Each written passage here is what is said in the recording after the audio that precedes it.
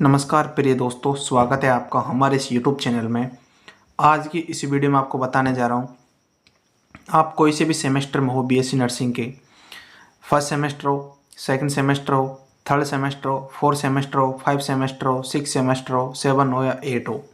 जी हाँ दोस्तों इसमें नर्सिंग मैनेजमेंट जिसको लिखना आ गया ना, यूँ समझो दोस्तों, वो यूनिवर्सिटी में दोस्तों अच्छे खासे नंबर्स गेन कर सकता है। जी हाँ दोस्तों, नर्सिंग मैनेजमेंट का दोस्तों एक सिंपल सा फंडा है। अगर आपको क्लिनिकल का थोड़ा बहुत ज्ञान है ना, तो आप इजीली बना दोगे। जी हाँ दोस्तों, तो चलिए दोस्तों बात करते हैं how to write nursing management. दोस्तों इतना इजी ट्रिक के साथ बताऊंगा कि 8 नंबर का क्वेश्चन आता है तो 8 के 8 आएंगे, आपके एक नंबर नहीं कटेगा। तो चलिए दोस्तों शुरुआत करते हैं, लेकिन उससे पहले चैनल पर पहली बार है तो भाई के चैनल को सब्सक्राइब कर लीजिएगा।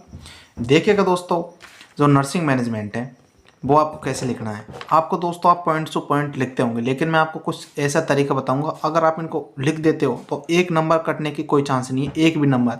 8 के 8। जी हाँ दोस्तों, तो इसमें है दोस्तों एक ट्रिक है इसमें, डोई रूल और डोई प्लस आर का रूल।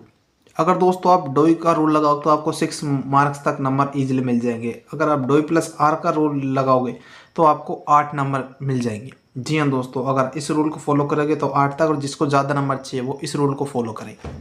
सो देखिए दोस्तों, डोई रूल क्या कहता है। डोई का मतलब होता है इसमें डायग्नोसिस, ओ का मतलब है आउटकम प्लस आइडेंटिफिकेशन, एंड दोस्तों आई का मतलब है इसमें इंटरवेंशन, और इसमें जो आर है इसका मतलब होता है यहाँ पर दोस्तों रेशनल।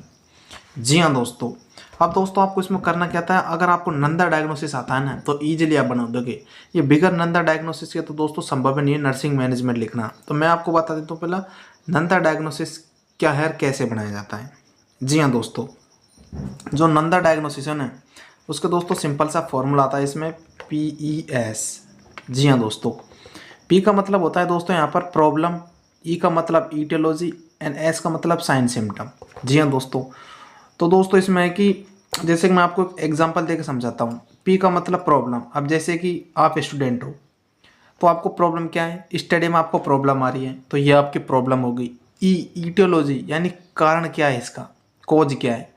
तो कारण है या तो फिर आपको डिप्रेशन में जा रहे हो या फिर एंजाइटी हो रही है आपको, ये उसका कोज हो गया।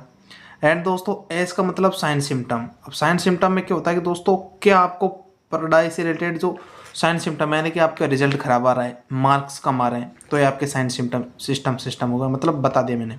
तो इधर ही से सिस्टम है, तो आपको प्रॉब्लम देखना है, कोज क्या है एंड साइन सिम्टम, ये होगा नंदा डायग्नोसिस। जी हाँ प्यारे दोस्तों, तो नर्सिंग डायग्नोसिस में आपको करना क्या है कि हमेशा प्रायोरिटी बेस बनाएं, जो उसकी पहली प्रायोरिटी है। तो उसको मतलब कि कोई मायोकार्डियल इन्फेक्शन है तो उसको चेस्ट पेन होगा, तो इसका फर्स्ट प्रायोरिटी है चेस्ट पेन, तो यानी एक्यूट पेन। ये कुछ टर्म्स है, एक्यूट पेन हो गया, रिलेटेड एविडेंस वाई, ऐसा कुछ लिखना है आपको इसमें। एंड दोस्तों फिर कुछ मेन तो इसके हो जाएंगे प्रायोरिटी बेस, जैसे कि एक्यूट पेन होगा ये। उसके बाद कुछ कॉमन डायग्नोसिस आते हैं वो उसमें लिख देना है, यानी कि टोटल मिला के आपको 7 से 8 डायग्नोसिस उधर लिखने हैं। आता है दोस्तों आगे बात इसमें, फिर make some diagnosis for every system, यानी कि कुछ सिस्टम के स्पेसिफिक होते हैं डायग्नोसिस, तो उधर आपको याद कर लेने हैं। फिर आता है दोस्तों इधर आउटकम आइडेंटिफिकेशन। इसमें आपको करना क्या होता है कि दोस्तों इसमें आपको लिखना होता है कि to relieve, to reduce, to maintain, यानी कि to relieve pain, to reduce pain, यानी कि और to maintain intake and output electrolyte. जी हाँ दोस्तों, नर्सिंग इंटरवेंशन में आपको क्या लिखता है दोस्तों, प्लस विथ रेशनल। इसमें आपको लिख लेना है दोस्तों इंटरवेंशन में क्या करना है। सबसे पहले दोस्तों आपको वो करना है जो आप पेशेंट के लेवल पर कर सकते हो। आप किसी भी पेशेंट को मेडिसिन देते हो तो दोस्तों वो तो मेडिसिन तो बाद की बात है, आप पेशेंट के लेवल पर क्या कर सकते हो।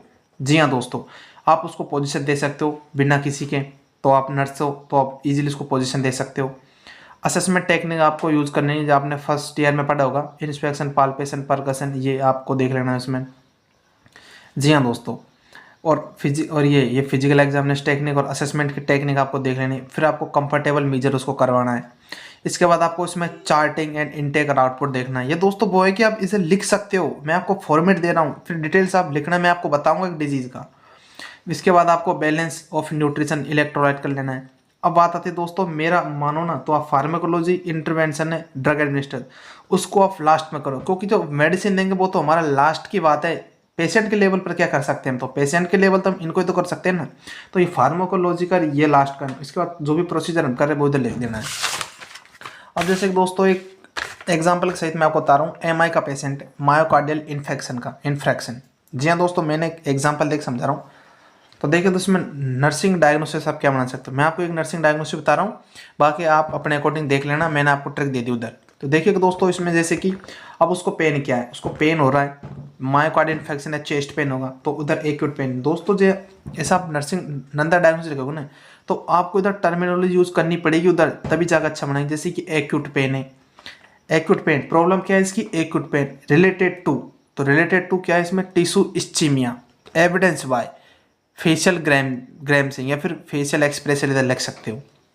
जी हाँ दोस्तों, अब जैसे कि कोई डायग्नोसिस लिखते हो ना आप, जैसे रिस्क ऑफ, तो जहाँ पर रिस्क ऑफ लिखा होगा ना, वहाँ पर सिर्फ आपको रिलेटेड टू कॉज लिखना है, बाकी एविडेंस नहीं लिखता है, क्योंकि दोस्तों जो रिस्क है वो तो उधर हो चुकी है, तो एविडेंस देने की उधर कतई जरूरत नहीं है। तो आपको सिर्फ रिस्क और कॉज पता होगा, तो रिस्क वाला एक तो ये बन जाएगा, एक एक्यूट पेन का बन जाएगा।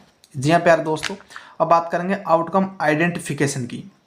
सो देखिए इसमें क्या है कि to demonstrate the use of relaxation technique और रिड्यूस पेन, यानी कि कुछ टेक्निक यूज करनी है जिससे उसका पेन, मैंने बताया ना टू रिड्यूस पेन, उधर भी बताया था मैंने आपको, जैसे कि इसमें देखिए दोस्तों इधर बारे में, टू रिड्यूस, टू पेंटेन, टू रिलीव, तो इस तरह की टर्मिनोलॉजी आपको यूज करनी है, जब जाकर दोस्तों आपको 8 में से 8 नंबर मिलेंगे।